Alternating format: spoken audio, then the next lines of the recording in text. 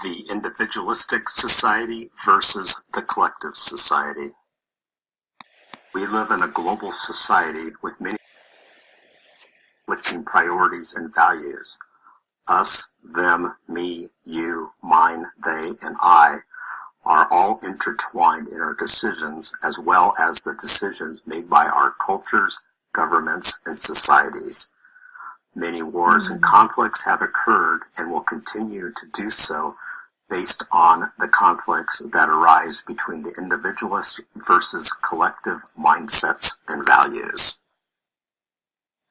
Let's look at the characteristics of the individualist versus collective cultures. First, we'll look at the individualist. Their identity is based on that of the individual. So when we look at global societies, we find is more individualistic than Eastern Europe, which tends to be more collective. There is also a strong correlation that the more individualistic a country is, the more economically developed their society tends to be. An interesting exception to this is Japan, which is a collective society but also enjoys economic prosperity. The society that is the most individualistic is the United States.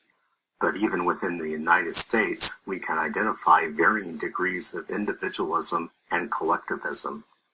Surprisingly, some of the most economically prosperous states are also those that have the most collectivist views.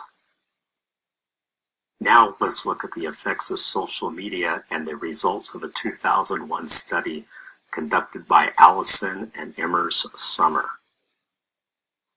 Their study showed a significant relationship between media use and the acculturation of individualism and collectivism. The study also showed that interactive media such as the internet and satellite television actually inhibited the foreigners from full immersion into the host country. Also, social media promotes collectivism with foreign visitors who communicate with others in their host country. As social media continues to dominate our global societies, people are able to be part of a collective group even though they may not be physically a part of that society. This has been a challenge and is of a particular concern regarding homegrown terrorists. These individuals can be immersed in a culture and society that wants to disrupt and do harm to the host country that these individuals are a citizen of. So which approach is best, collectivism or individualism? As with most things in life, a balanced approach usually provides the best results. Extreme collectivism or extreme individualism are destined to fail. Thank you all for taking the time to listen to my presentation.